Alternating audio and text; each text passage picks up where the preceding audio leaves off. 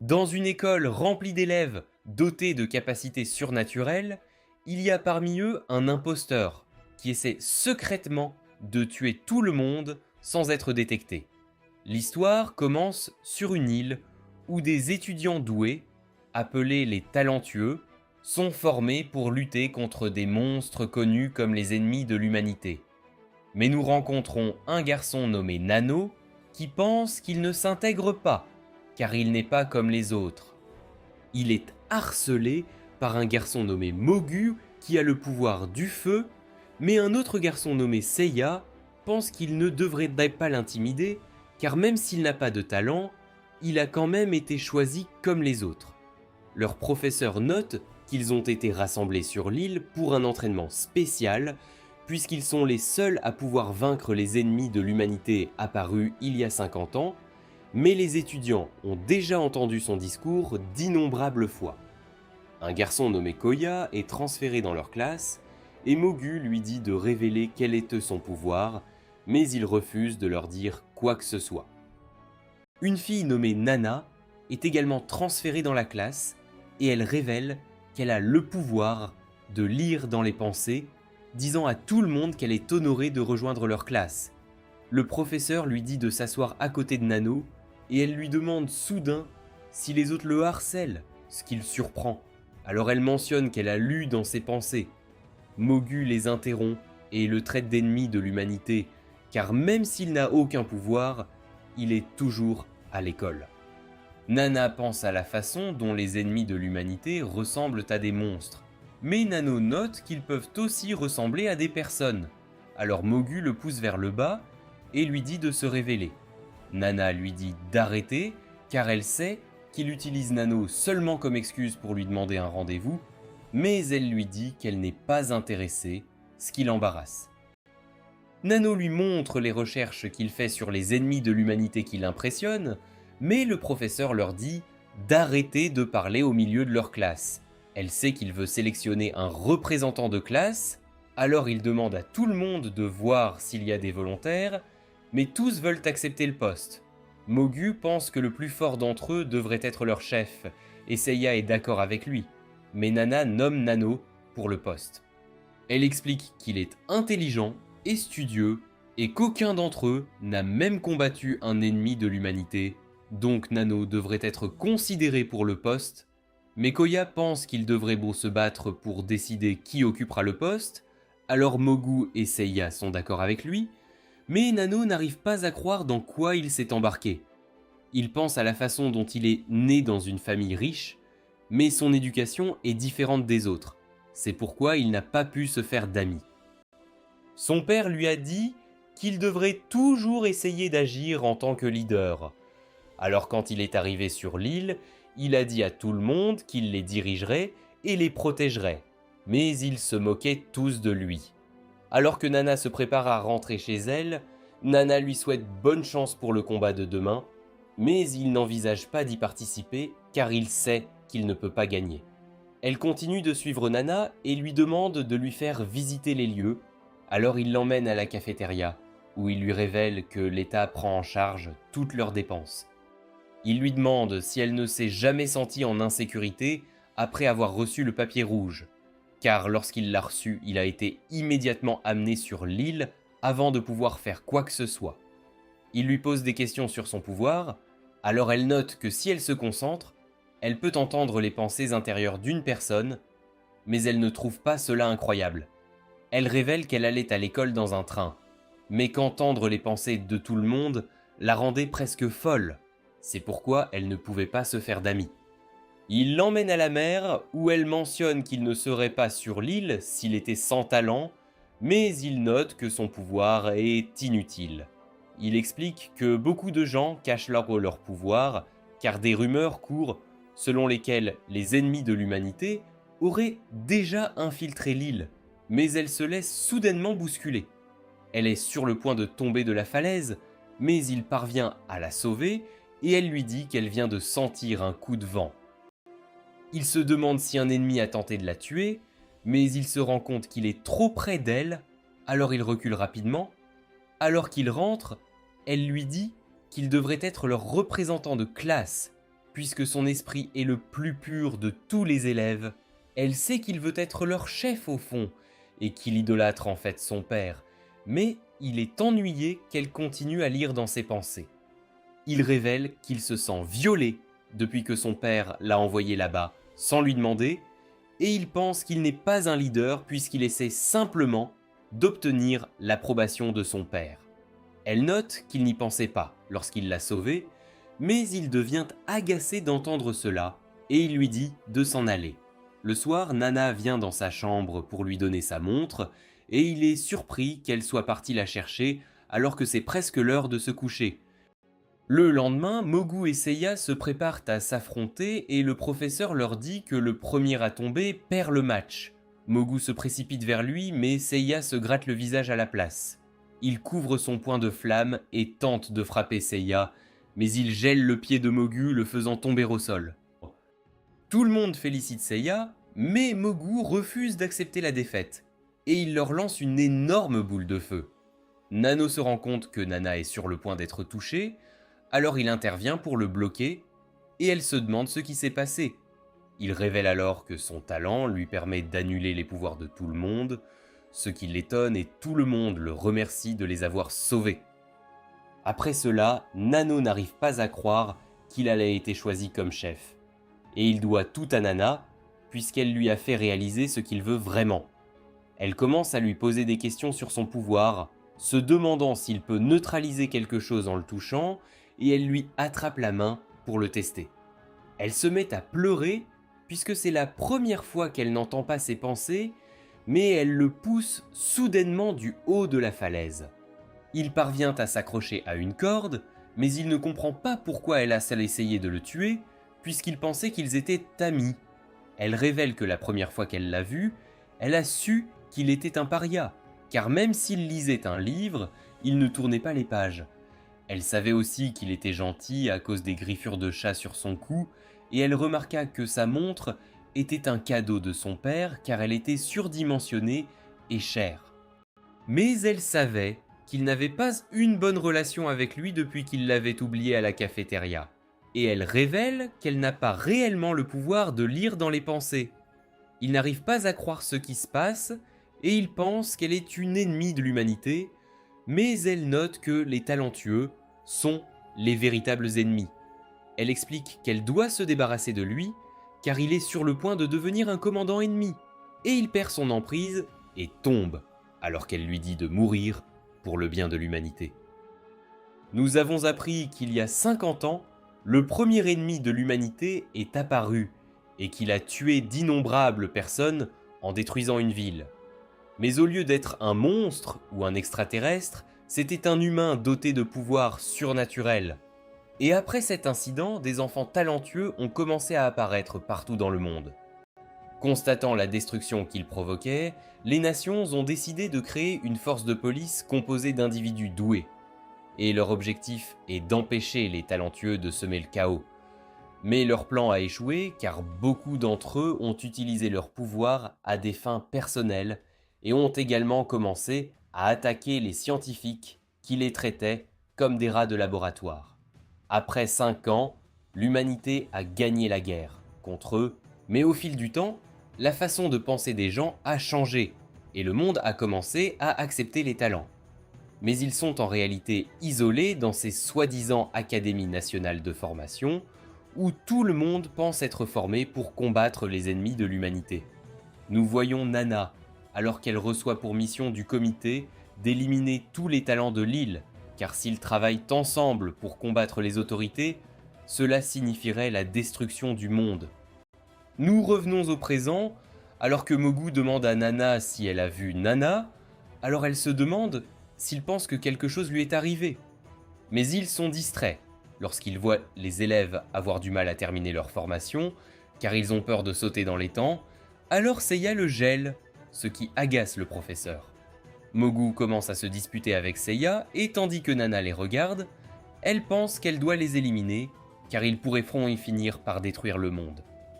Après cela, Nana interroge Seiya sur son pouvoir, et elle se demande s'il peut la geler. Alors il prétend qu'il peut geler n'importe qui, mais elle sait qu'il ment. Elle se demande pourquoi il ne l'a pas fait à Mogu quand ils se sont battus. Alors il explique que c'est parce qu'il pensait que ce serait injuste, mais elle pense qu'il est facile à lire puisqu'il touche ses cheveux quand il ment. Il voit Tomogu sur le point de combattre un autre étudiant qui pense que Nano est leur chef, mais un garçon nommé Shibusa le jette soudainement au sol. Mogu a peur de lui car son pouvoir est dangereux et Shibusa lui rappelle qu'il déteste les mangeurs lents et bruyants. Seiya parle à Nana de la rumeur, selon laquelle Shibusa peut arrêter le temps, et elle voit un message sur son téléphone qui mentionne que son nombre potentiel de victimes est de 800 000. Nana décide de rejoindre Shibusa pour le déjeuner, et il mentionne qu'il n'aime pas manger à côté de mangeurs bruyants, mais elle lui dit qu'il est aussi bruyant quand il mange.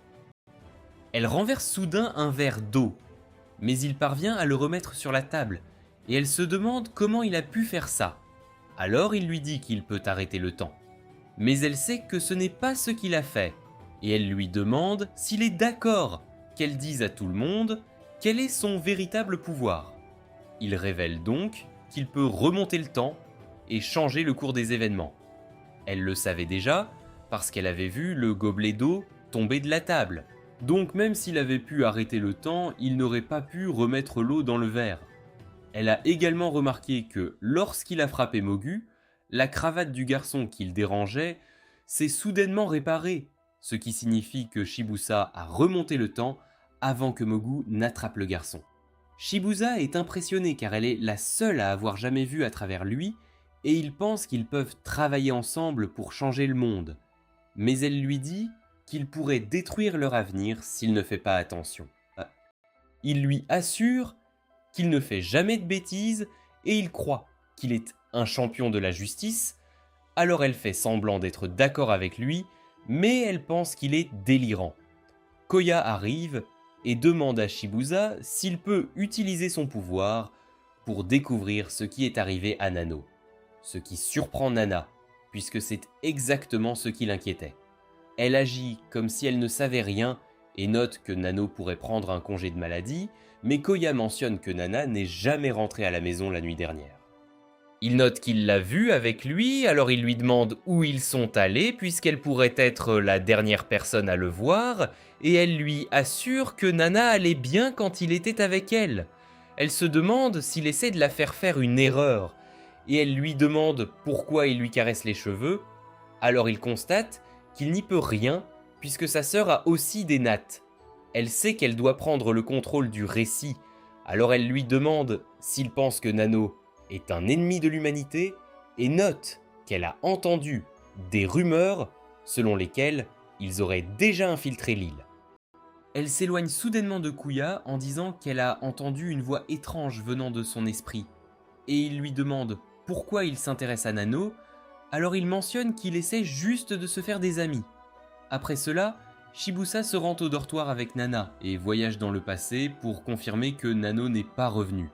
Elle remarque qu'il est épuisé, mais elle pense qu'il doit avoir d'autres limitations qui l'ont empêché de découvrir la vérité.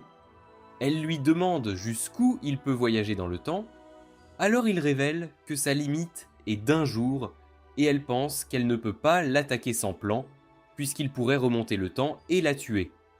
Il utilise à nouveau son pouvoir, et à son retour, il demande à Nana si elle est allée aux falaises avec Nano, alors elle admet qu'elle l'a fait, et il remonte le temps pour les suivre.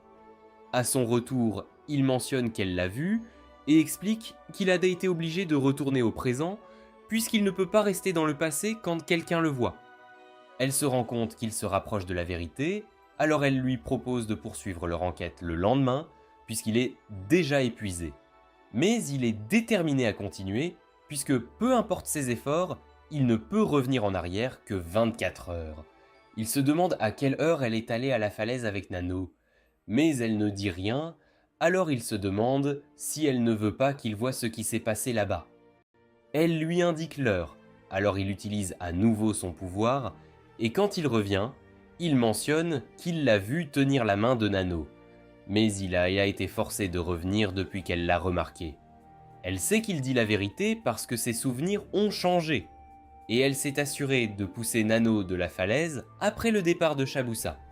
Il s'excuse d'avoir douté d'elle, mais la nuit, elle se dirige vers sa chambre et l'emmène dans une forêt en lui disant que c'est là qu'un ennemi de l'humanité a éliminé Nano. Elle commence à pleurer et note qu'elle avait trop peur pour se battre, mais Shibusa peut utiliser son pouvoir pour sauver Nano, alors il décide de remonter le temps.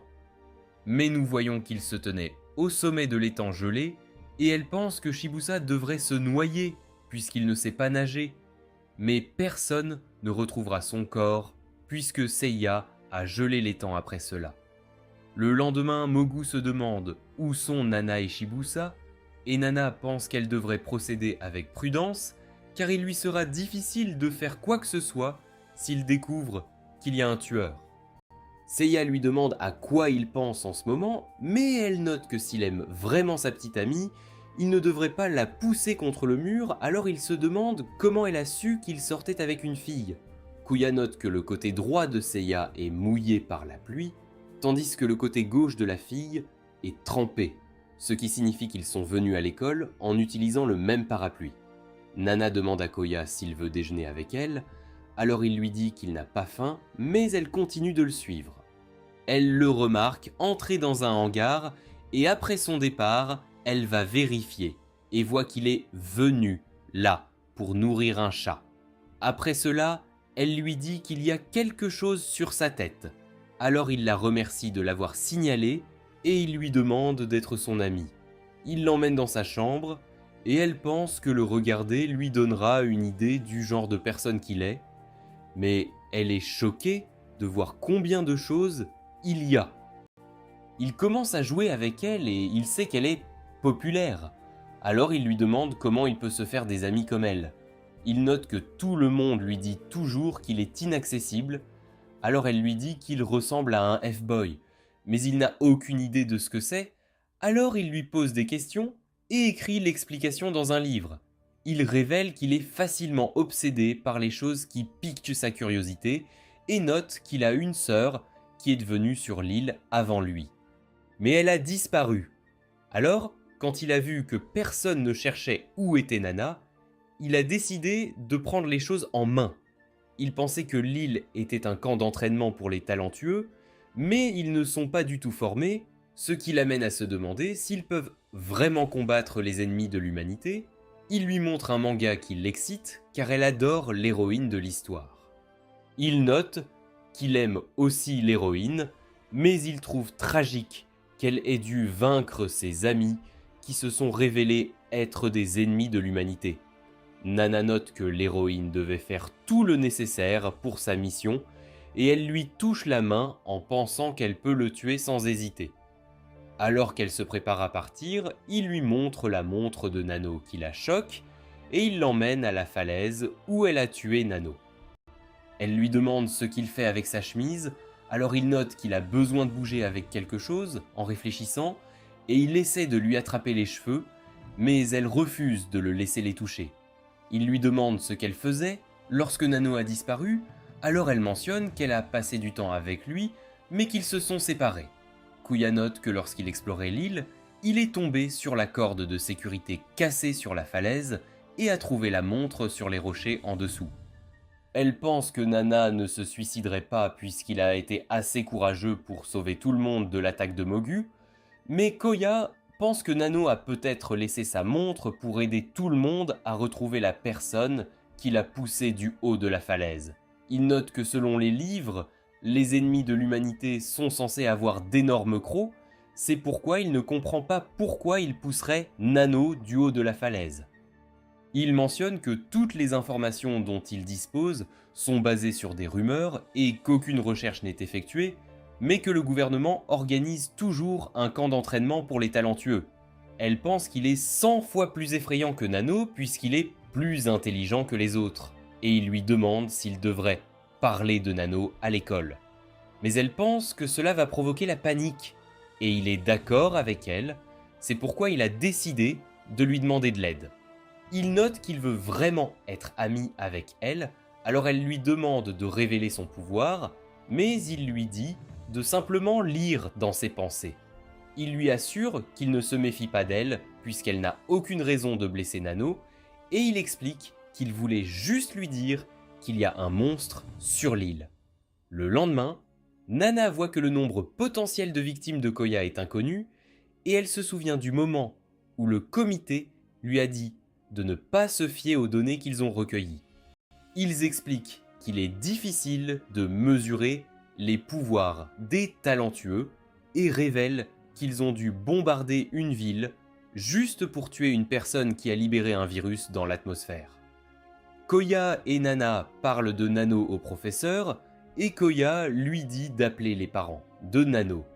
Mais il leur rappelle qu'ils ne peuvent communiquer avec personne avant l'obtention du diplôme. Il explique qu'ils ne peuvent pas parler de Nano aux autres car cela créerait une confusion inutile et il décide de demander au supérieur quoi faire. Kuya se sent mal que personne ne puisse rien faire contre la mort de Nano et Nana lui parle du chat que Nano nourrissait, ce qui le rend confus. Après son départ, il se demande pourquoi elle n'est même pas triste que Nano soit décédée, et il pense que quelque chose de bizarre se passe parce qu'il n'est même pas sûr que les ennemis de l'humanité existent. Il se rend au hangar pour nourrir le chat, mais il se rend compte qu'il n'est pas là, et on voit Nana debout dehors. Elle pense qu'il doit être éliminé parce qu'il se rapproche de la vérité selon laquelle tous les talents de l'île sont des cibles faciles qui attendent d'être éliminés. Après avoir visité la chambre de Koya, elle s'est rendue compte que quelque chose n'allait pas avec son odorat, alors elle a rempli le hangar de gaz parce qu'elle savait qu'il ne le sentirait pas. Alors que Kuya allume le poêle, le hangar explose et alors qu'il se traîne, Nana va chercher de l'aide, mais il lui attrape la jambe et l'arrête. Elle remarque que ses blessures guérissent, et il ne comprend pas pourquoi elle est la première là, ni comment elle a su qu'il était dans le hangar. Il commence à la trouver suspecte, et il se demande pourquoi elle est si choquée, puisque si elle pouvait vraiment lire dans les pensées, elle aurait déjà su qu'il est invincible. Il lui dit qu'il ne sent rien depuis qu'il est né ainsi, mais il la considère toujours comme son amie, alors il lui dit de lire dans ses pensées, en pensant à sa faiblesse. Le lendemain, Mogu demande à Koya si c'est lui qui a brûlé le hangar, mais il dit à tout le monde qu'il avait été attaqué et Mogu refuse de le croire. Koya lui demande s'il sait où sont Nana et Shibusa, mais il note qu'il ne se soucie pas d'eux et il pense que Koyata est responsable de ce qui s'est passé. Nana sait qu'elle doit prendre soin de Koya avant de faire quoi que ce soit, car il fait soupçonner tout le monde qu'il y a un tueur parmi eux. Deux filles parlent à tout le monde d'une lettre d'amour qui a été remise à une fille nommée Michiro, qui devient embarrassée en la lisant, mais elle remarque soudain que la jambe de Nana est blessée. Michiro lèche sa blessure, ce qui la surprend, mais elle remarque que ses blessures sont guéries. Elle remercie Michiro de l'avoir guérie, mais les autres disent à Michiro de faire attention lorsqu'elle utilise son pouvoir, car cela réduit sa durée de vie. Mais Nana se rend compte que le nombre potentiel de victimes de Michiro est de 150 000. Et en sortant de la salle de bain, elle se rend compte que Koya la traque. Pendant ce temps, Michiro va à la rencontre de la personne qui lui a envoyé la lettre, mais Nana apparaît derrière elle et dit aux deux filles qui se cachent dans les buissons de partir. Elle dit à Michiro qu'il se moquait d'elle puisque ce sont eux qui lui ont donné la lettre d'amour, ce qui la fait pleurer puisqu'elle pensait qu'ils étaient ses amis. Elle demande à Michiro de déjeuner avec elle car elle veut la remercier de l'avoir guérie, mais on voit que Koya les surveille. Après avoir passé du temps avec Michiro, Nana se rend compte que son pouvoir est de guérir les autres en léchant leurs blessures et qu'elle peut même se guérir elle-même tant que sa langue peut l'atteindre. Alors Nana pense qu'elle doit cibler son dos, mais alors qu'elle quitte sa chambre, elle remarque Koya assis dehors et il explique qu'il essaie juste de la garder en sécurité. Elle lui rappelle qu'il est dans le dortoir des filles, mais il explique qu'il les considère comme ses petites sœurs et il lui propose même de lui chanter une berceuse. Il se demande où elle allait si tard dans la nuit et alors qu'elle commence à jouer de la musique, il sort de sa fenêtre pour voir ce qu'elle fait. Elle sort en courant et va voir Michiro, lui disant qu'un ennemi est sur le point de l'attaquer, et Koya entend un cri. Alors il va vérifier. Mais il est surpris de voir Nana saigner du dos, et elle explique qu'elle savait qu'un ennemi était sur le point d'attaquer Michiro, alors elle est venue l'aider. Il leur demande s'ils ont vu où est allé l'ennemi, mais ils ont mentionné que c'était invisible, tout comme ceux qu'ils lisent dans leurs livres. Alors que les autres filles arrivent, Nana réfléchit au fait qu'elle ne pouvait plus cacher la mort de Nano et Shibusa. Elle a donc fait croire à tout le monde qu'il y avait vraiment un ennemi de l'humanité, et elle pense que son plan lui permettra de dominer l'école. Le lendemain, Koya continue de demander à Nana et Michiro ce qui s'est passé la nuit dernière, et Nana sait que c'est parce qu'il est confus quant à la situation. Il demande à Nana pourquoi elle n'est pas venue chercher son aide, même si elle sait qu'il ne peut pas mourir. Elle note donc qu'elle était confuse et qu'elle voulait juste aider Michiro. Elle pense qu'il essayait peut-être de la manger, mais il ne comprend pas pourquoi quelqu'un d'invisible s'enfuirait simplement, parce que quelques personnes sont entrées dans la pièce. Elle lui demande s'il soupçonne qu'il n'y avait pas un ennemi de l'humanité, et on apprend qu'il a une théorie selon laquelle Nana s'est poignardée. Mais il ne sait pas pourquoi elle ferait cela, alors il se demande s'il y avait vraiment une troisième personne impliquée. Mais elle est convaincue qu'il ne parviendra pas à trouver son mobile, et les autres entendent parler de ce qui s'est passé.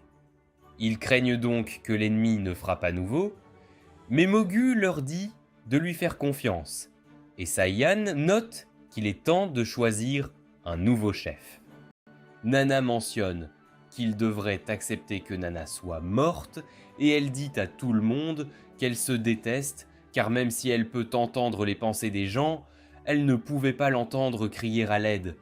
Michiro propose que Nana soit leur chef, car elle lui a sauvé la vie, et les autres sont d'accord avec elle. Après cela, Nana donne à Michiro un cahier, lui disant d'interroger tout le monde sur leurs capacités, et Koya s'excuse d'avoir soupçonné Nana.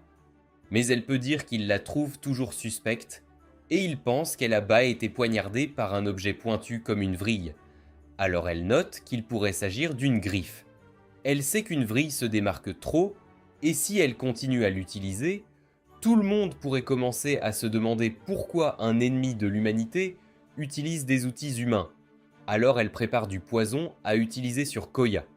Pendant ce temps, Koya est convaincue que Nana s'est poignardée parce qu'elle savait que Michiro la sauverait, mais il ne peut en parler à personne sans preuve. Ce soir-là, un étudiant nommé Tsuniki parle à Nana et révèle que sa capacité lui permet de voir l'avenir. Il lui montre une photo où c'est elle qui le tue au lieu d'un ennemi de l'humanité, et elle se rend compte qu'il est un photographe psychique.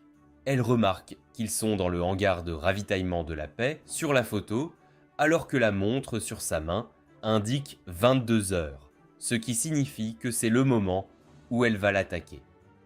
Il lui demande de s'expliquer, mais elle prétend qu'elle n'a aucune idée de ce qui se passe, alors il lui dit de l'accompagner. Ils se dirigent vers la cafétéria et elle mentionne qu'elle est déjà fermée, mais il donne un coup de pied jusqu'à ce que le personnel l'ouvre. Il lui raconte la fois où il a eu la vision qu'il obtiendrait un 0 à un examen, alors il a étudié dur pour changer son avenir, mais il a eu de la fièvre le jour de l'examen.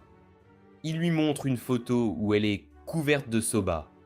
Alors elle change sa commande, mais la serveuse glisse et la lui laisse tomber. Il lui dit que peu importe ce que font les autres, ils ne pourront jamais changer l'avenir. Et il se demande pourquoi elle veut l'éliminer. Elle essaie de lui dire qu'il se trompe, mais il lui montre comment il l'a surprise en train de pousser Nano en 4 km, alors elle se rend compte qu'il sait ce qui s'est passé. Elle se rend compte que la raison pour laquelle il n'a montré les photos à personne est parce qu'il essaie de la faire chanter. Mais elle sait qu'il n'a pas d'amis, donc personne ne le croira. Il se demande si elle est une ennemie de l'humanité, mais elle lui assure que ce n'est pas vrai. Et elle note qu'elle fera n'importe quoi s'il la laisse blanchir son nom, alors il lui dit d'être sa petite amie. Il lui faire un massage du dos, et elle pense que c'est sa chance de se débarrasser de lui. Mais alors qu'elle lui presse le dos, il note qu'il ne mourra pas, tant que ce que montre la photo ne se produira pas. Elle se prépare à partir, mais il lui dit de rester avec lui puisqu'elle est sa petite amie. Et après qu'il s'endorme, elle remarque que la caméra devant lui a commencé à imprimer des photos. Elle se rend compte que son pouvoir ne fonctionne que lorsqu'il dort, et elle est choquée de voir l'une des photos, alors elle décide de la cacher. Elle prend des photos à l'aide de l'appareil photo, ce qui lui fait comprendre que ce n'est pas un objet magique et qu'il ne peut imprimer que des photos du futur grâce à Suniki. Le lendemain, il est content de voir que Nana ne l'a pas attaqué pendant qu'il dormait, mais cela ne l'inquiète pas puisqu'elle ne peut pas changer l'avenir. Il lui dit qu'ils doivent s'assurer qu'il ne se dirige pas vers le hangar d'éducation physique, mais elle lui demande pourquoi c'est important si l'avenir ne peut pas être changé. Alors il note qu'il veut s'amuser avant que le moment ne soit venu. Il lui dit de nettoyer la chambre, mais il se rapproche soudain d'elle et remarque qu'il prend habituellement 5 photos chaque nuit, mais qu'il n'y en a que 4 aujourd'hui. Alors il la fouille et trouve celle qu'elle cache, là où il semble que quelque chose d'horrible lui soit arrivé. Elle explique qu'elle l'a cachée car elle ne veut pas pousser le malentendu plus loin et note qu'elle ne l'attaquerait pas si cela signifiait qu'elle allait mourir. Mais il lui dit que l'avenir est absolu. Elle essaie de le convaincre qu'ils peuvent changer le futur, alors il lui dit qu'il ira au hangar à 22h et qu'il lui fera confiance s'il ne lui arrive rien.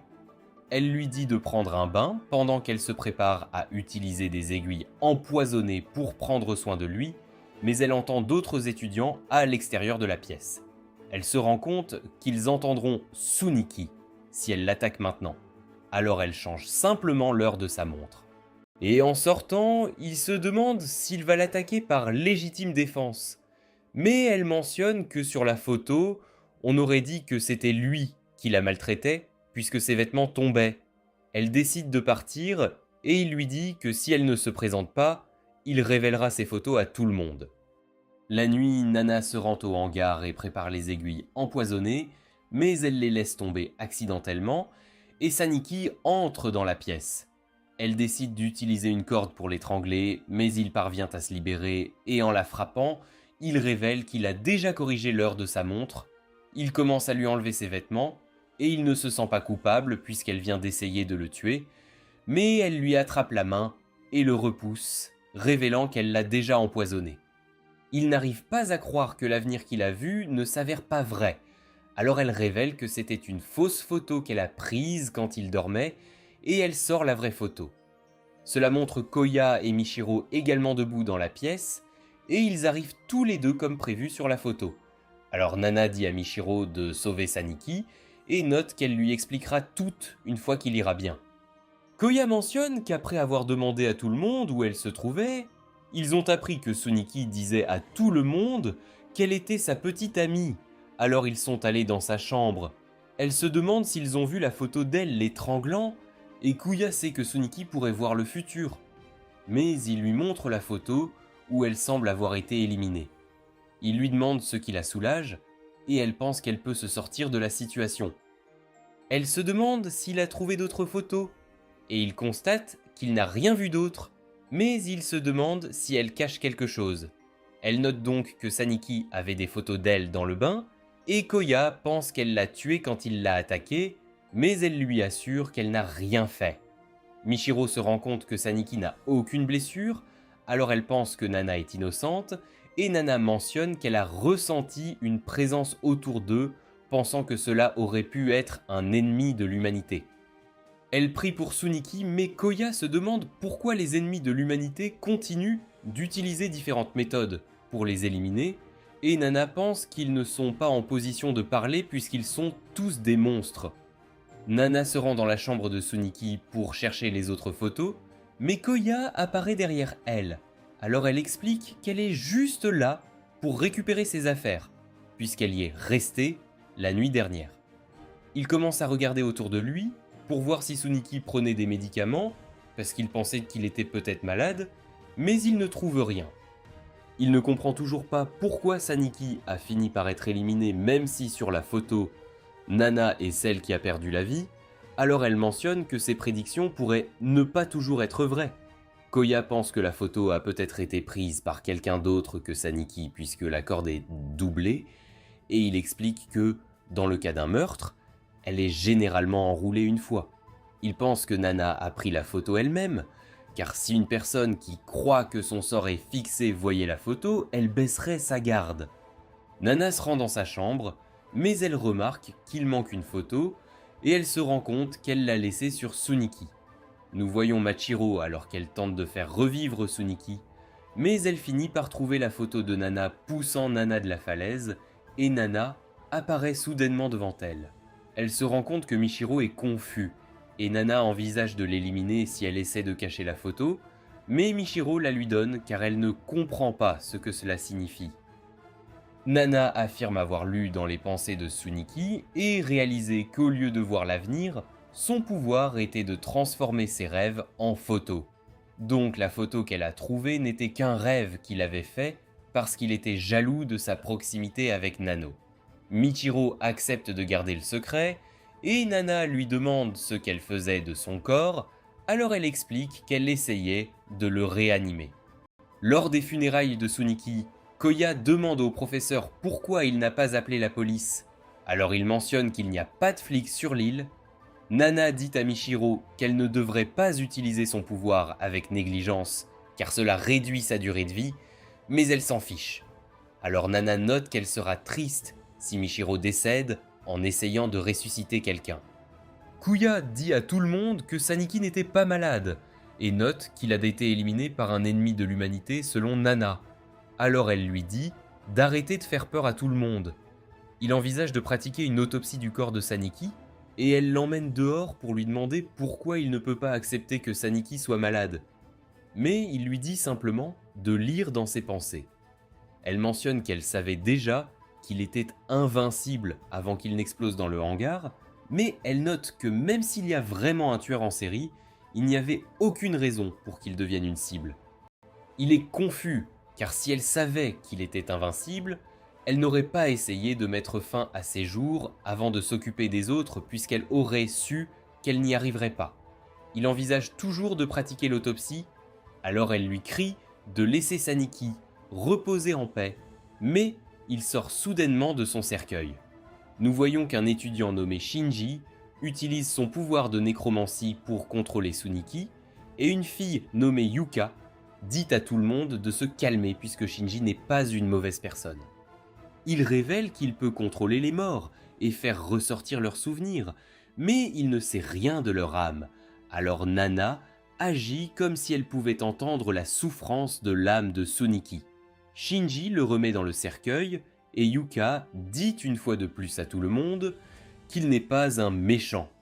Le lendemain, Nana demande à Yuka où se trouve Shinji, alors elle mentionne qu'il abandonne habituellement les cours. Elle remercie Nana d'avoir pris soin de lui, et elle mentionne qu'il n'a pas d'amis car il est plutôt sombre, alors il a essayé de se montrer devant tout le monde à l'enterrement. La nuit, Nana voit Yuka avec Shinji, et elle se rend compte qu'ils forment un couple, alors elle envisage de les éliminer ensemble. Koya apparaît soudainement devant elle, alors elle note qu'elle a entendu leur voix intérieure et a décidé de les suivre, et il mentionne qu'il est en patrouille car il pense que Shinji est la prochaine cible du tueur. Il les remarque, alors ils sortent de leur cachette et Koya les avertit de faire attention car il y a un tueur sur l'île. Shinji note que lui et Yuka ne sont que de vieux amis, mais Yuka pense qu'il y a quelque chose de plus entre eux et il dit à tout le monde d'oublier ce qu'ils ont vu. Après son départ, Kuya interroge Yuka sur la main blessée de Shinji, alors elle note qu'elle a été brûlée il y a 5 ans lorsqu'il a tenté de sauver les gens d'un incendie survenu alors qu'ils allaient voir un film. Elle mentionne qu'il ne se souciait pas de lui-même, alors elle est entrée pour le sauver, et c'est à ce moment-là qu'elle a découvert qu'elle avait une super force. Koya est surprise qu'il soit un gars sympa, puisque les nécromanciens sont généralement méchants, alors elle leur dit que Shinji est introverti, c'est pourquoi il vient rarement en classe, mais elle veut montrer à tout le monde son vrai moi. Le lendemain, Nana va faire une sieste à l'infirmerie, mais elle se faufile jusqu'au dortoir des garçons où elle élimine Shinji en utilisant une de ses aiguilles empoisonnées. Pendant ce temps, Koya va voir Nana, mais il la remarque debout devant la fenêtre et elle les emmène là où un chat est coincé en disant qu'elle a entendu un appel à l'aide. Elle demande à Yuka d'utiliser sa force surhumaine pour sauver le chat, mais elle s'excuse car elle ne peut pas utiliser son pouvoir pour le moment. Alors Koya utilise de la nourriture pour chat pour l'attirer. Yuka révèle qu'elle est allergique aux animaux et qu'elle ne peut pas utiliser son pouvoir lorsqu'elle éternue, tandis que Koya se demande si une sauveuse de chats comme Nana peut vraiment être une tueuse de sang-froid. La nuit, Nana se rend dans la chambre de Yuka et elle se prépare à l'éliminer. Mais Shinji la retient soudain grâce à sa force surhumaine. Nana savait que quelque chose n'allait pas dans l'histoire de Yuka, puisqu'elle avait dit qu'elle était entrée par effraction par la sortie de secours en sauvant Shinji, mais cela n'aurait pas été possible puisque la porte s'ouvrait vers l'extérieur. Elle sait que Shinji est déjà mort, puisque sa peau est froide, ce qui lui fait comprendre que Yuka est la vraie nécromancienne et qu'elle utilise son pouvoir pour contrôler son corps. Elle note qu'il a toujours eu un mauvais caractère, mais il a été doux avec elle, et elle commence à raconter à Nana le temps qu'elle a passé avec lui. Elle révèle que lorsque l'incendie s'est déclaré au cinéma, elle a pu sortir avant lui et elle a attendu dehors en pensant qu'il irait bien. Mais la prochaine fois qu'elle l'a vu, il était déjà décédé, alors elle a utilisé son pouvoir de nécromancie pour le garder avec elle. Nana se rend compte que Yuka contrôlait Shinji lors des funérailles, et elle mentionne que c'est parce qu'elle voulait montrer à tout le monde qu'il est un héros, alors Nana pense qu'elle est folle. Elle a vu Nana éliminer Shinji à travers ses yeux, et quand elle a sauvé un chat, Yuka a pensé qu'elle s'était peut-être trompée, mais elle réalise maintenant que Nana est vraiment une tueuse. Shinji prend ses aiguilles empoisonnées et les donne à Yuka qui note qu'elle racontera à tout le monde ce que Nana a fait, alors elle devient nerveuse. Yuka se demande si elle a aussi quelque chose à voir avec les étudiants disparus, alors elle admet qu'elle les a tués, mais note que même si elle est une meurtrière, elle laisse toujours les morts reposer en paix. Yuka mentionne qu'elle ne peut pas tous les battre, mais Nana explique qu'elle n'a pas besoin de la vaincre puisqu'elle peut simplement dire à tout le monde que Yuka est la vraie nécromancienne. Elle note qu'ils diront à Yuka de prouver que son pouvoir est une super force, et que lorsqu'elle ne pourra pas le faire, ils cesseront de croire en elle et écouteront leur chef de classe. Nana est inquiète puisque Yuka a ses aiguilles empoisonnées, alors elle propose de tout garder secret et promet d'épargner leur vie si Yuka la laisse partir, mais elle rappelle à Nana qu'elle a le dessus. Nana propose de lui dire ce que pense Shinji en ce moment, alors Yuka la laisse partir, mais elle note qu'il dit à Yuka qu'elle devrait l'éliminer, mais elle s'enfuit soudainement.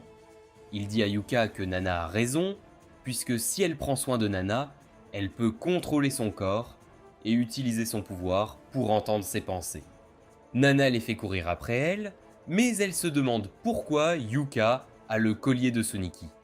Alors qu'elle se cache dans les buissons, elle demande à Yuka si le pendentif qu'elle porte contient les restes de Shinji.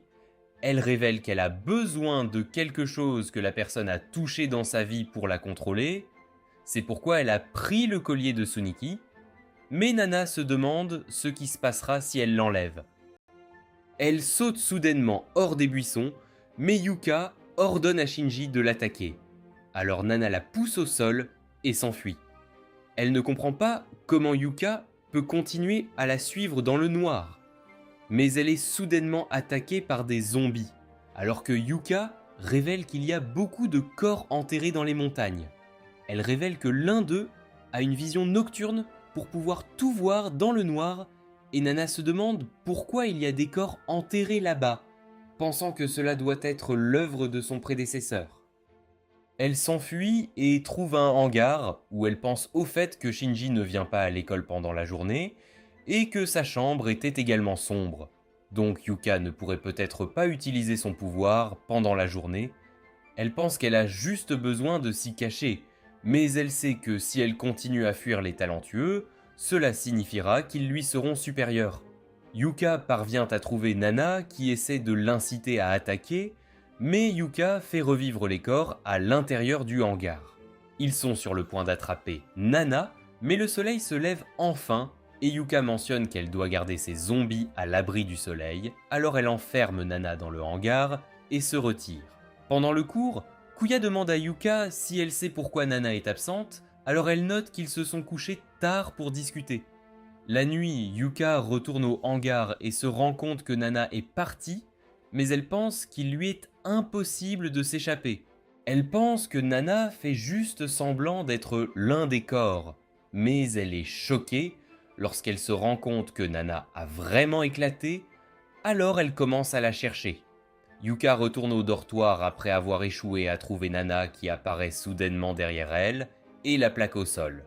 Elle sort le test que Shinji a déchiré parce qu'il n'avait pas obtenu un score parfait, et elle sait que c'est la véritable relique que Yuka utilise pour contrôler son corps. Elle peut dire que le collier n'est pas important pour elle, puisqu'elle n'a jamais pris la peine de réparer son fermoir, et elle a également remarqué que lorsqu'elle a essayé d'attraper le pendentif, Yuka a protégé sa poche arrière à la place. Elle force Yuka à la suivre avec Shinji, et elle les emmène jusqu'à la falaise, où Yuka lui demande comment elle s'est échappée du hangar. Elle révèle donc qu'elle vient de franchir la porte d'entrée, et note qu'elle voulait que Yuka la surprenne en train d'essayer de barricader la porte, puisqu'elle était en train de dévisser la charnière pour s'assurer qu'elle pourrait s'échapper. Les seules choses qui l'inquiétaient étaient si Yuka l'attaquait sans attendre le matin, ou si la lumière du soleil n'entrave pas ses capacités, et Yuka est choquée que Nana ait risqué sa vie pour tester ses théories. Elle se demande ce que Nana aurait fait. Si elle n'était pas revenue au dortoir le matin ou si elle revenait le soir, alors Nana note qu'elle serait restée cachée jusqu'à ce qu'elle ait la chance d'attaquer. Yuka tombe à genoux et commence à s'excuser, disant qu'elle fera tout ce que Nana veut si elle lui rend Shinji. Alors elle lui dit de lui rendre ses aiguilles empoisonnées. Elle suit les instructions de Nana, mais elle jette quand même le papier test de la falaise, ce qui fait pleurer Yuka, et elle note que tout ce qu'elle a toujours voulu, c'était être avec Shinji. Nana lui demande où elle a mis son thé le jour où elle est allée au cinéma avec Shinji, alors elle note qu'elle l'a mis dans la coudoir, mais Nana sait qu'elle ment. Yuka lui a dit que le garçon à sa droite avait renversé son verre sur elle, tandis que Shinji sautait sur sa gauche et renversait son jus, ce qui signifiait que le garçon utilisait son accoudoir, donc elle n'avait nulle part où mettre son thé. Elle agit comme si elle ne s'en souvenait tout simplement pas correctement, et note qu'elle aurait pu tenir le thé dans ses mains, mais Nana lui rappelle qu'elle a dit qu'elle s'accrochait à Shinji depuis le générique d'ouverture. Elle demande à Yuka s'ils portaient leurs uniformes le week-end, parce qu'elle a dit que lorsqu'elle a vu le corps de Shinji, elle a remarqué que le col de son uniforme avait l'air serré. Elle commence à paniquer et constate qu'ils sont allés au cinéma en semaine, alors Nana lui rappelle qu'elle a parlé de crêpes au marché fermier qui n'ouvre que le week-end. Nana pense que Yuka traquait Shinji depuis qu'elle a utilisé ses restes de test comme relique, ce qui lui fait perdre la tête, et elle révèle que c'est elle qui a déclenché l'incendie. Elle blâme la fille qui lui a volé, révélant qu'elle l'a tuée, car elle le voulait pour elle toute seule, et elle aurait souhaité pouvoir obtenir une relique différente, mais il ne l'a pas laissé s'approcher de lui, parce qu'il la détestait, et alors que Nana met fin à ses jours, elle ne sait pas pourquoi elle a fait semblant de jeter la relique. Elle se demande si elle aurait épargné Yuka, si elle était innocente même si son nombre de victimes potentielles est supérieur à 500 000, mais elle jette la vraie relique et arrête d'y penser. Elle se demande si elle aurait dû utiliser Yuka pour voir les souvenirs des autres corps, puisque c'est le seul moyen de découvrir ce qui s'est passé sur l'île. Mais elle se dit qu'elle ne devrait se concentrer que sur sa mission. Elle rencontre une fille nommée Ofu, et Nana se demande pourquoi elle attrape un serpent. Alors elle explique qu'elle doit se nourrir de reptiles vivants pour fonctionner. Elle révèle que son talent lui permet de transformer ses fluides corporels en poison, et elle note que cela rend les garçons fous. Alors Nana ment en disant qu'elle a aussi passé toute la nuit avec un garçon. Elle interroge Ofu sur son ami Kaori qui a la capacité de se téléporter, alors elle révèle qu'ils se sont disputés parce que Afu a pris ses lentilles de contact sans autorisation. Mais Nana lui dit que Kaori regrette peut-être de lui avoir crié dessus puisqu'elle est déjà juste derrière elle. Afu se retourne, mais Nana la poignarde soudainement avec une aiguille empoisonnée et promet de lui donner l'antidote si elle lui donne le mot de passe de son téléphone. Afu lui donne ce qu'elle veut, mais Nana ne la sauve pas et lui prend son téléphone. Elle se rend dans la chambre de Kaori où elle pose l'étui à lentilles de contact sur son bureau et elle ferme la fenêtre pour que le vent ne l'emporte pas. Après cela, elle va à l'école et rencontre Koya qui lui pose des questions sur Yuka et Shinji. Alors elle pleure et note que Yuka est morte à cause d'elle. Elle l'emmène avec quelques autres étudiants à la falaise où ils sont choqués de voir le corps de Shinji et elle note que Yuka était le véritable nécromancien. Nana révèle que Yuka est celle qui a tué Shinji puisqu'elle le voulait pour elle toute seule. Mais quand Nana lui dit qu'il l'aime toujours, elle saute du haut de la falaise car elle veut être avec lui au paradis. Nana dit à Mogu de brûler le corps de Shinji et elle demande à Koya s'il est d'accord car elle pensait qu'il aurait pu vouloir vérifier son corps, mais il lui dit d'aller de l'avant. Elle leur montre également les autres corps, et ils notent qu'il n'y a rien de mal à les brûler. Mais elle pense qu'il perd une occasion de retrouver sa sœur, puisqu'elle aurait pu être l'un d'entre eux. Seiya pense qu'il devrait parler de Yuka à tout le monde, mais Nana note qu'elle était innocente, puisqu'elle était simplement contrôlée par un ennemi de l'humanité. Kuya dit à tout le monde qu'avant de croire Nana, ils devraient se demander pourquoi elle manque toujours quand quelqu'un meurt, mais ils entendent soudain un cri. Ils vont vérifier et trouvent le corps de Kaori, alors Machiru essaie de la sauver, mais Koya lui dit de rester en retrait, car il pourrait être dangereux de la toucher. Il dit à Machiru de récupérer la trousse médicale dans sa chambre, et alors qu'il regarde autour de lui, il remarque l'étui à lentilles de contact. Alors qu'il boit le liquide qu'il contient, il tombe à genoux et crie de douleur, ce qui lui fait comprendre que c'est du poison. Mais il ne meurt pas puisqu'il est immortel. Il note que Kaori porte des lentilles de contact tout le temps et que son assassin devait le savoir, alors ils l'ont utilisé pour l'éliminer. Michiro révèle que le pouvoir de Kawari est la téléportation à courte distance, et Koya sait que Nana en était déjà consciente, mais elle ne comprend pas pourquoi c'est important. Il mentionne que Nana n'était pas en classe, donc elle aurait pu empoisonner le cas contact de Kawari, mais Michiro ne comprend pas pourquoi Nana voudrait faire ça. Après avoir enquêté sur les autres étudiants, ils ont appris que Kaori s'était disputé avec Afu, et Michiro note que le pouvoir de Afu est de transformer sa salive en poison, alors Koya pense qu'elle doit être la meurtrière. Ils vont dans sa chambre, mais elle n'est pas là, et Nana note qu'elle aurait pu être possédée par un ennemi de l'humanité puisqu'elle a entendu la même voix qui possédait Yuka lorsqu'elle était avec eux dans la forêt. Mais Koya mentionne qu'elle n'a pas entendu la voix de l'ennemi lorsque Kaori a été éliminé, même si elle les a entendus lorsqu'ils ont attaqué Michiro, ce qui signifie que Kaori a été tué par un humain. Il retourne dans la chambre de Kaori où il demande à Nana si elle était amie avec elle et elle est sur le point de dire non. Mais elle s'arrête et note qu'elle a rendu visite à Kaori une fois pour lui faire la leçon sur l'intimidation. Elle s'en veut, car lorsqu'ils sont arrivés dans la chambre, elle a ouvert la fenêtre sans se débattre, même si elle est défectueuse et colle du côté gauche. Elle pense donc que Koya sait déjà qu'elle est passée par là. Michiro dit à Koya d'arrêter de blâmer Nana, et leur montre que le dernier message envoyé sur le téléphone de Kaori était à 15h, et que comme Nana était avec eux à ce moment-là, elle n'aurait pas pu envoyer ce texte. Mais au lieu de le convaincre de son innocence, cela confirme ses soupçons selon lesquels elle est l'assassin. Alors que Mogu et les autres arrivent, Nana se dit de rester calme, car Koya n'a aucun moyen d'avoir des preuves contre elle. Il note que Nana a éliminé Hofu dans la matinée et qu'elle a empoisonné le cas contact de Kaori avant de venir à l'école. Il mentionne que Hofu a quitté la classe pour chasser des reptiles dans la forêt et que comme Nana était déjà là, il est logique de se méfier d'elle.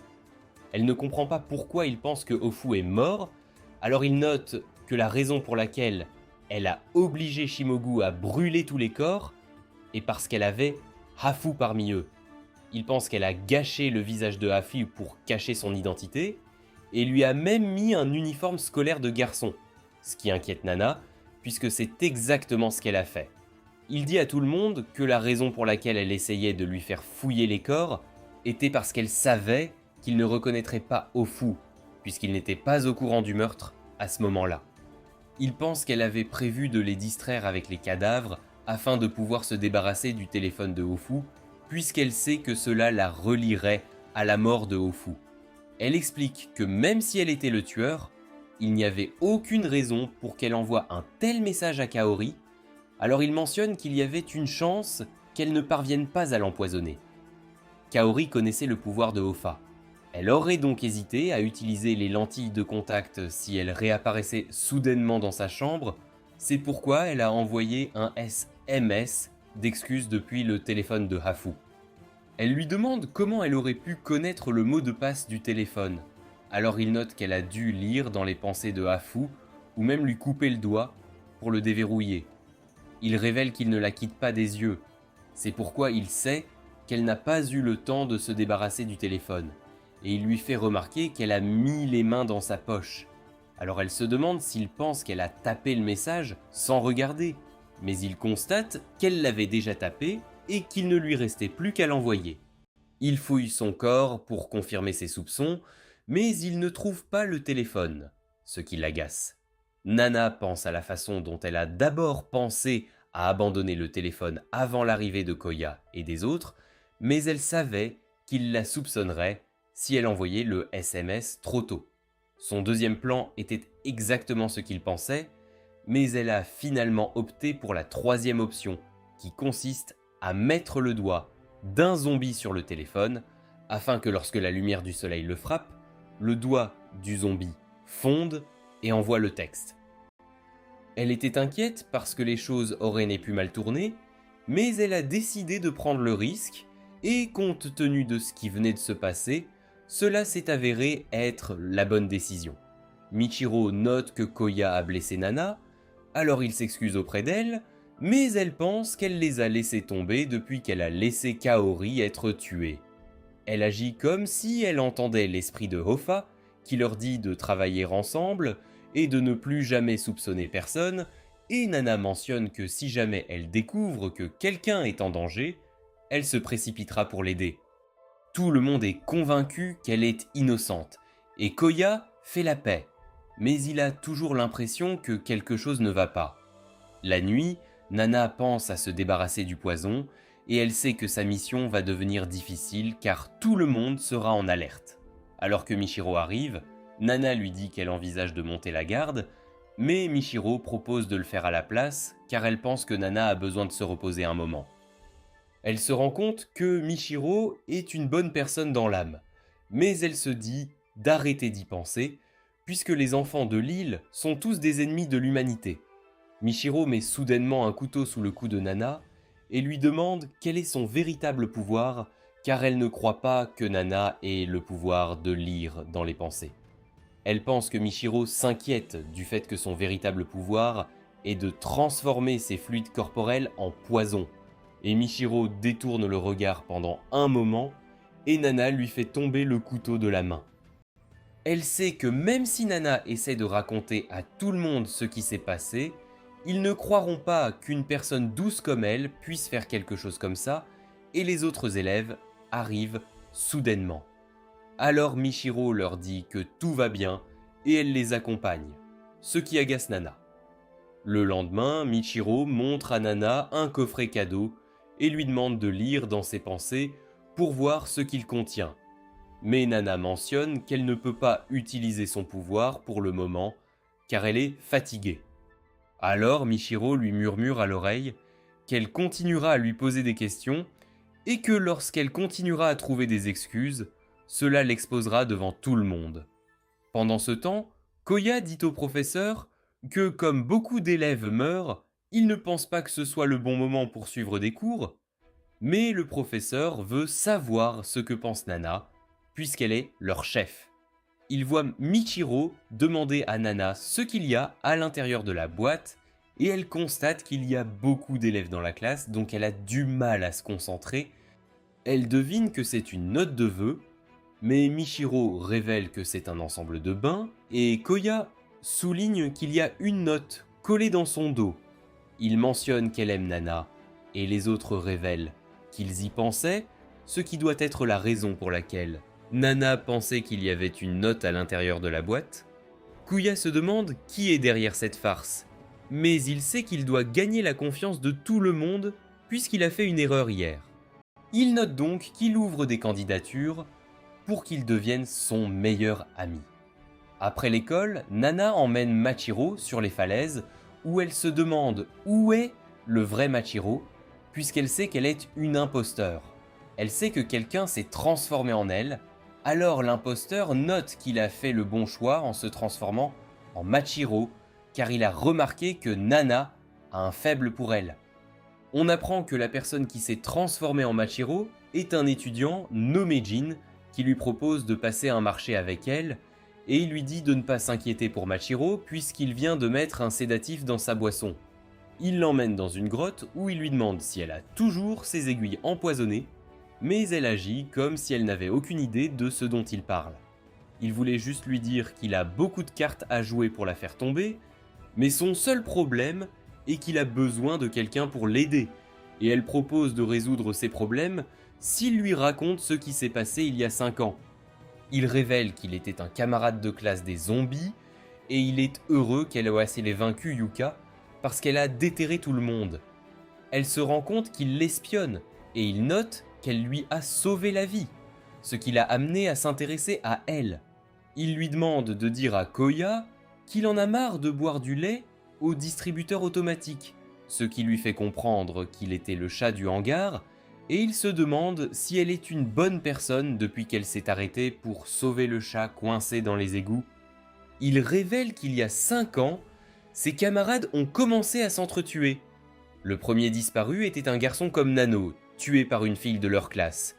Elle pensait être la plus forte, mais Jin a découvert qu'elle aimait ce garçon, même si ce n'était pas réciproque. Les autres ont exilé la fille, mais ils ont continué à s'entretuer. Ils se sont divisés en 2 groupes et ont commencé une guerre, chacun croyant que l'autre était contrôlé par les ennemis de l'humanité. Les responsables de l'école ont quitté l'île, mais ça n'a pas arrêté la guerre, car il n'y avait pas de leader pour maintenir l'équilibre. Les 2 chefs des factions opposées étaient un manipulateur du temps et un voyant.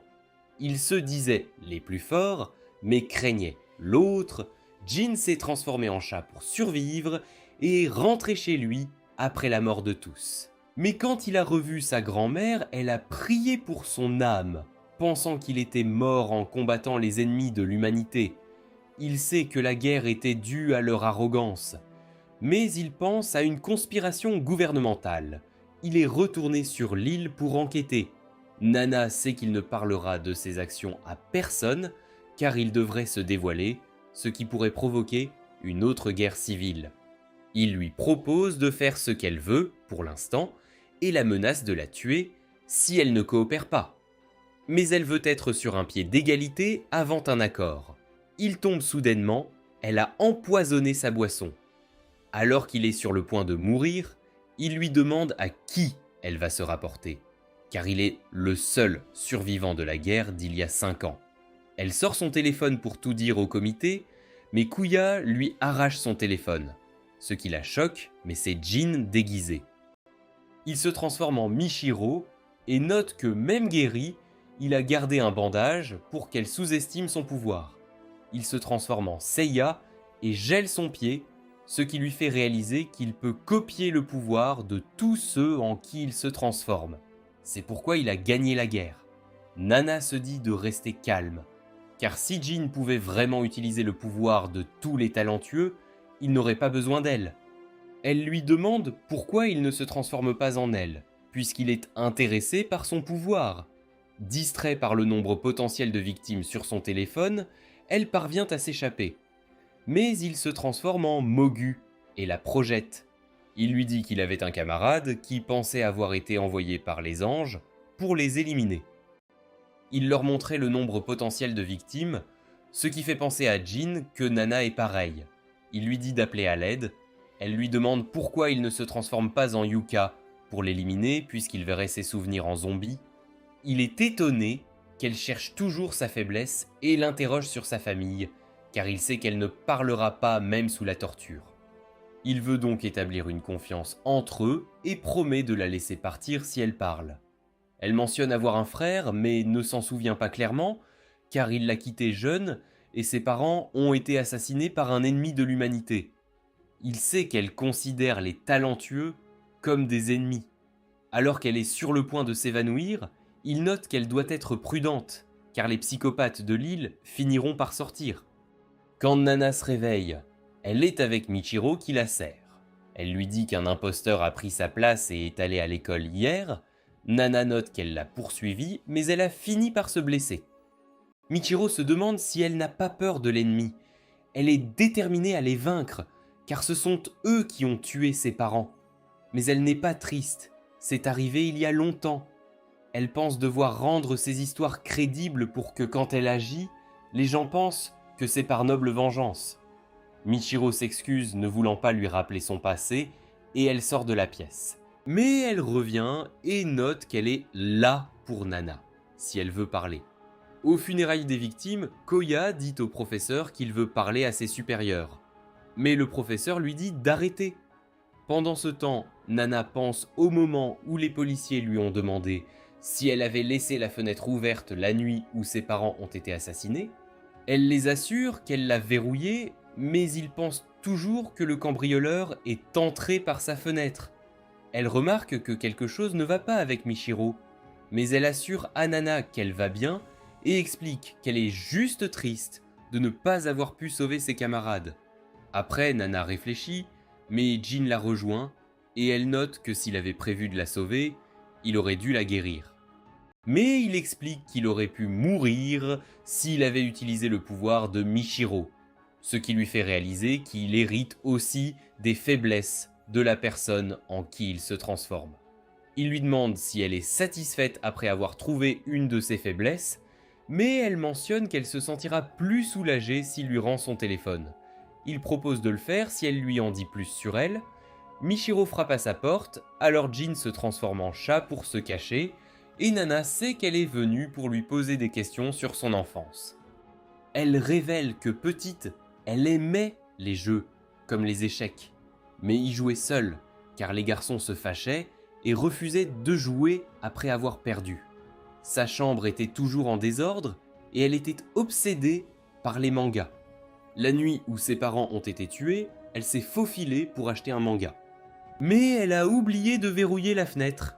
À son retour, la police a dit que c'est par là que le cambrioleur est entré. Elle se sent donc responsable de la mort de ses parents. Le lendemain, Koya rend visite à Nana. Après que Michiro lui ait dit qu'elle était avec Nana toute la nuit, il les emmène au dortoir des garçons. Il voit ni qu'un autre étudiant, Rougi, a été assassiné, ce qui surprend Nana, car cela signifie qu'il y a un autre tueur. Koya demande à Mogu s'il a entendu quelque chose puisque sa chambre est juste à côté de la scène du crime, mais il révèle qu'il était avec ses amis et qu'ils n'ont rien entendu puisqu'ils écoutaient son discours. Koya leur demande quels sont leurs pouvoirs puisqu'ils auraient tous pu être dans le même bateau, ce qui agace Mogu. Mais Nana leur dit de coopérer. Le premier montre qu'il peut copier sa voix car il note que Mogu est beau et il révèle qu'il doit dire 2 fois la dernière chose qu'il a dite pour revenir à sa voix normale. Le deuxième garçon commence à paniquer quand c'est son tour et il se tait soudainement, mais ils entendent un bruit venant de la salle de bain. Mogu révèle qu'il peut voyager astral et le garçon explique que son esprit quitte son corps lorsqu'il devient nerveux c'est pourquoi il est simplement allé aux toilettes. Le dernier garçon attrape une horloge et révèle qu'il peut transformer son corps en aimant. Mais il n'a pas compris l'étendue de son pouvoir, et Nana demande à Koya s'il est sûr que le meurtre a eu lieu la nuit dernière. Il note donc que Ruji était à l'enterrement hier et que sa petite amie, Fuko, a retrouvé son corps lorsqu'elle est venue le réveiller. Il lui demande également de leur parler de son pouvoir, alors elle les emmène dehors et révèle qu'elle peut canaliser l'atmosphère vers des attaques offensives. Kuya lui dit de l'attaquer, alors elle tire un coup de vent qui lui ouvre la poitrine, mais il va toujours très bien. Elle note qu'elle a besoin d'une ventilation pour utiliser son pouvoir, ce qui lui rappelle que la fenêtre était ouverte dans la chambre de Ruji. Mais avant qu'il puisse lui demander autre chose, le professeur l'appelle puisque les supérieurs sont au téléphone. Nana retourne dans la chambre de Ruji, mais elle remarque que quelque chose ne va pas avec Machiro. Et alors qu'ils vont déjeuner, elle se demande si Machiro a appris quelque chose sur elle. Elle demande à Nana ce qu'elle envisage de faire après avoir obtenu son diplôme, alors elle note qu'elle ira à l'université en ville, tandis que Machiro note qu'elle veut devenir médecin.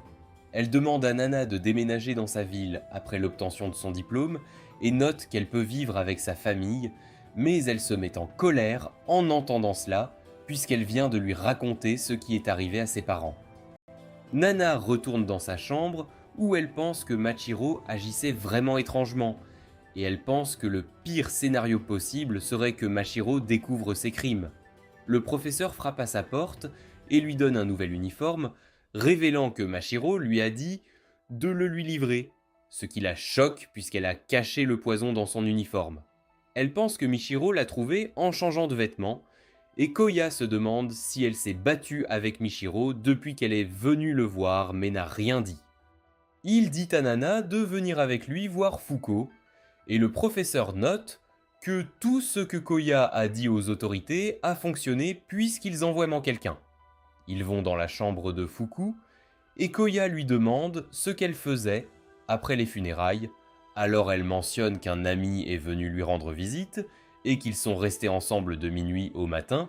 Il se demande si Ryuji était un lève-tôt parce que son réveil était réglé à 5h du matin, alors elle note qu'il s'était levé tôt pour faire du jogging, c'est pourquoi il devait être au lit à 11h.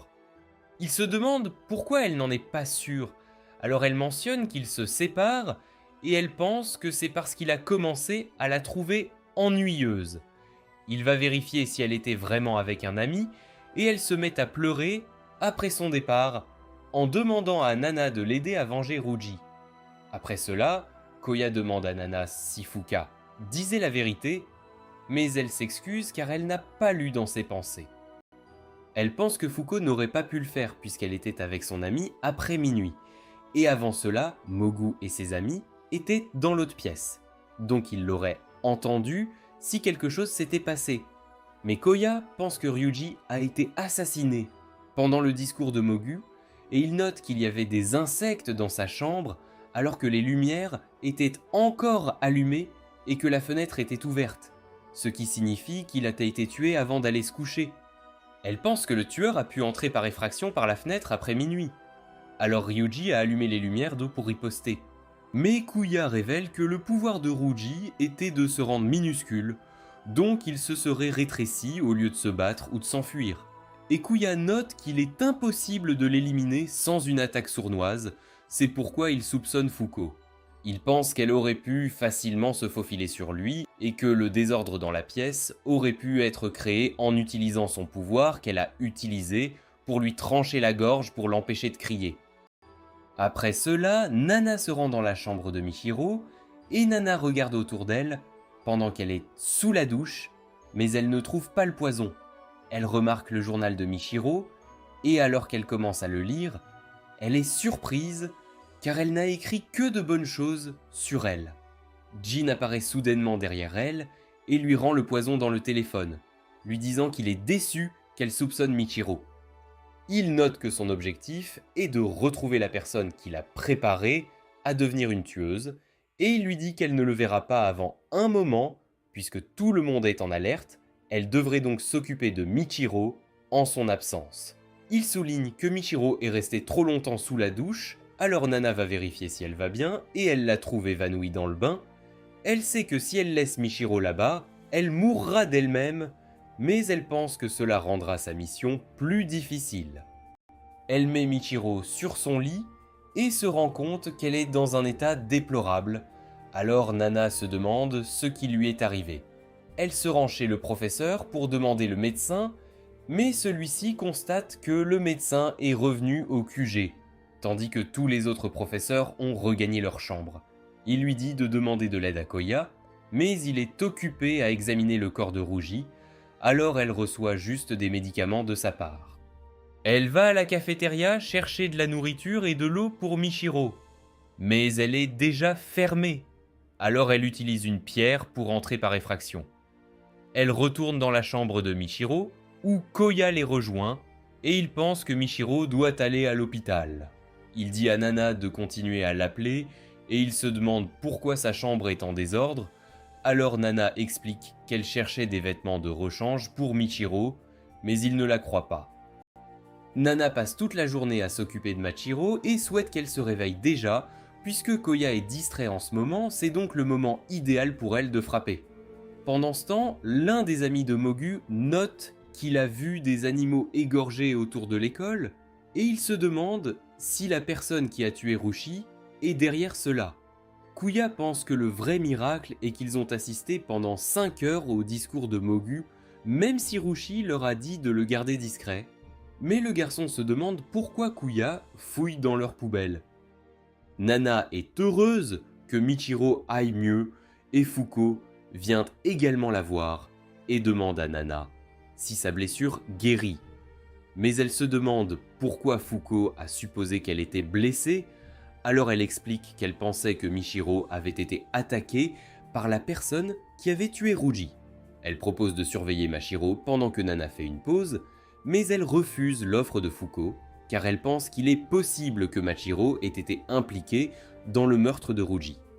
Elle pense qu'elle doit continuer à surveiller Machiro, puisque Fuko voudrait peut-être se débarrasser d'elle pour la faire taire, mais elle pense que ce n'est pas possible. Michiro se réveille enfin et révèle que la dernière chose dont elle se souvient est qu'il y avait 2 chats dans sa chambre. Mais l'un d'eux a été blessé, alors elle l'a soigné et est allée prendre une douche.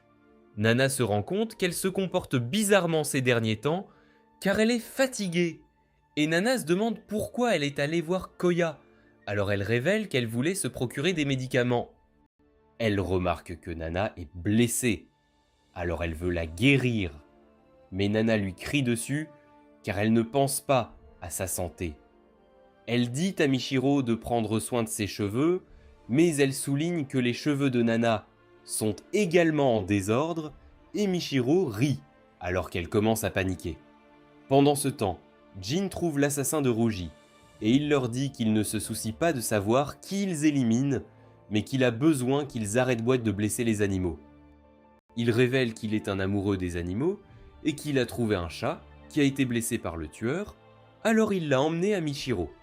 Il pense au fait qu'il n'a obtenu aucune information du téléphone de Nana et il pense que le nombre potentiel de victimes est un nombre dénué de sens, mais quelqu'un a convaincu Nana que c'est important.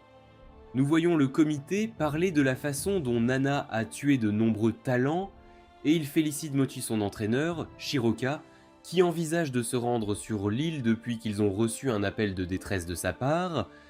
Kuya demande à l'un des amis de Mogu si Fuuji voyait quelqu'un d'autre que Fuko. Mais il assure à Koya que ce n'est pas vrai et note que Ruji était un gentleman. Le garçon note que même s'il a aidé Ruji à rencontrer des filles, il n'est jamais allé s'amuser avec elles car il était heureux avec Fuko.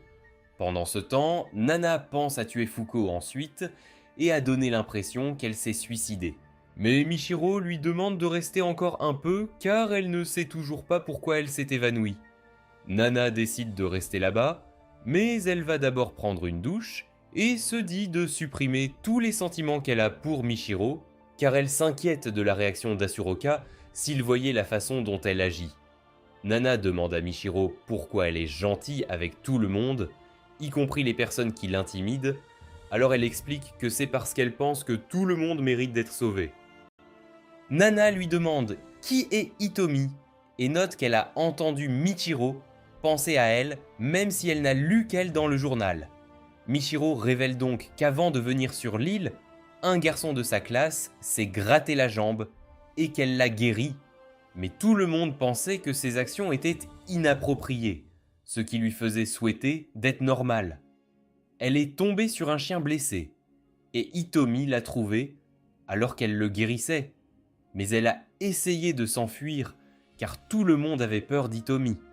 Elle a arrêté Mashiro et l'a félicité d'avoir sauvé le chien en lui disant qu'elle pouvait aider beaucoup de gens grâce à son talent, et elle a été surprise par la gentillesse d'Hitomi. Après cela, Hitomi commence à la protéger des intimidateurs, et un jour, elle demande à Machiro si elle peut guérir sa mère malade. Elle explique donc qu'elle ne peut pas guérir les maladies. Mais Hitomi pense toujours que son pouvoir est incroyable, et elle dit à Michiro d'avoir confiance en elle. Elle travaille donc à l'hôpital de son père et commence à aider les gens, mais elle finit par se séparer d'Hitomi. Elle s'évanouit un jour après avoir trop utilisé son pouvoir, alors elle est admise à l'hôpital où elle retrouve Hitomi, et elle est choquée d'apprendre que Hitomi a un cancer. Elle n'arrive pas à croire qu'Hitomi soit allé à l'école pour la protéger au lieu de se reposer, alors elle note que son désir d'aider les autres lui donne de la force et qu'elle finit par décéder. Nous revenons au présent alors que Michiro révèle qu'Hitomi est la raison pour laquelle elle essaie toujours d'aider les autres.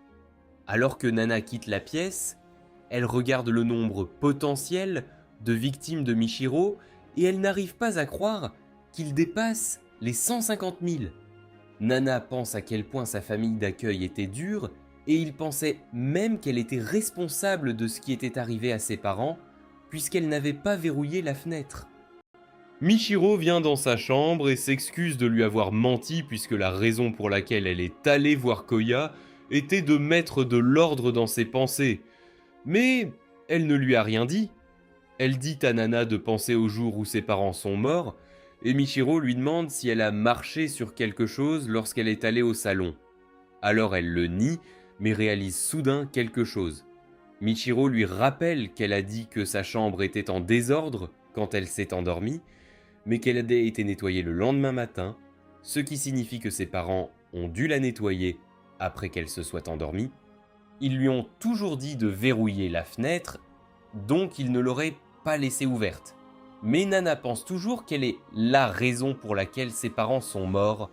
Michiro lui dit d'arrêter de se blâmer puisqu'elle n'était qu'une enfant quand cela s'est produit, et elle serre Nana dans ses bras pour la calmer. Elle se rend compte que la raison pour laquelle Michiro agissait étrangement est parce qu'elle cherchait des moyens de la consoler, et elle dit à Nana d'arrêter de se détester. Le lendemain, Nana pense offrir un cadeau à Michiro, mais Kuya apparaît soudainement derrière elle, ce qui la surprend. Il lui demande de l'aide pour attraper le tueur, et note qu'il ne comprend toujours pas leur mobile, mais elle lui dit de trouver d'abord des preuves. Après cela, Nana donne à Michiro un stylo qu'elle lui a acheté, tandis que Michiro lui donne un oreiller en lui disant de l'utiliser pour bien dormir, ce qui la rend heureuse. La nuit, Jin rend visite à Nana dans sa chambre et lui dit qu'il a vu Machiro se diriger vers un hangar abandonné au bord de la mer. Alors il s'est transformé en Mogu et lui a demandé ce qu'elle faisait, et elle a dit que quelqu'un voulait la rencontrer en secret. Nana sort en courant de sa chambre, mais elle sait qu'elle ne pourra pas aider Michiro même si elle y arrive, alors elle pense à ce que tout le monde l'aide. Mais elle sait qu'elle n'a pas le temps de tout leur expliquer, et elle décide de demander de l'aide à Koya, puisqu'il est déjà sur la même longueur d'onde.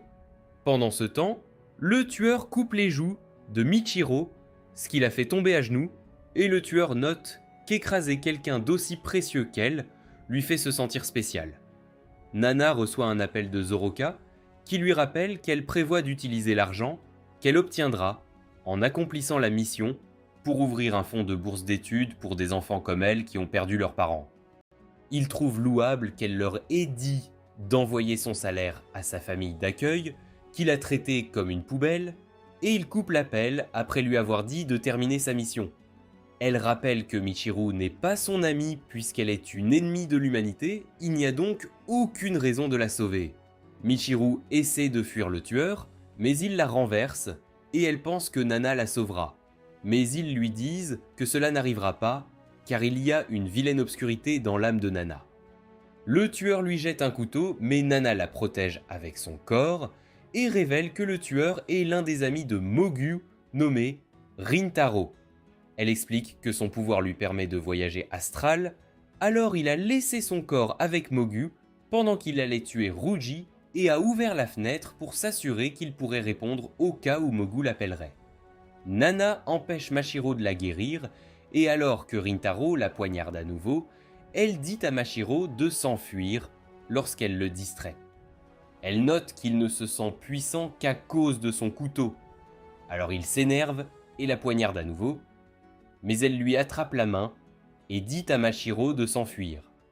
Elle note qu'elle lui a déjà tendu un piège, donc il ne pourra pas courir après Mashiro, mais elle refuse de la laisser derrière elle. Alors Nana lui dit qu'ils ne sont pas amis et note qu'elle l'a toujours méprisé car elle déteste les perdants pleurnichards comme elle. Après que Michiru se soit enfui, Rintaro interroge Nana sur le piège qu'elle lui a tendu. Elle explique donc que sans Michiru, elle aurait prévu de le laisser se lancer dans une tuerie et de l'éliminer à la fin. Il est ennuyé qu'elle se soit moquée de lui et il se prépare à l'achever. Mais il disparaît soudainement et retourne à son vrai corps lorsqu'il réalise que Koya l'étouffe.